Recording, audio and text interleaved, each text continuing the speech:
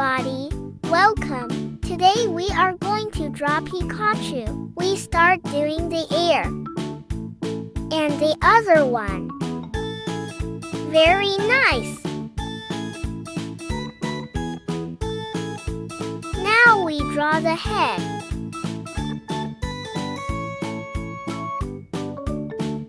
We continue making a circle for the eye. And we draw a circle inside to make the shine.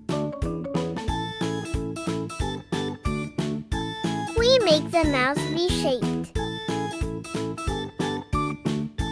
And the cheeks. Now we continue along the well-rounded body. We make him an arm. And the other. We draw the marks on his back. And now the feet. If you are liking the video, you can subscribe and like. And now we finish at the tail. We make the tail shaped like a lightning bolt.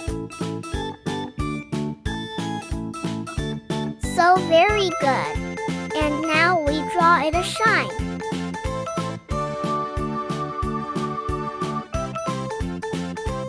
All that remains is to review the drawing and color it.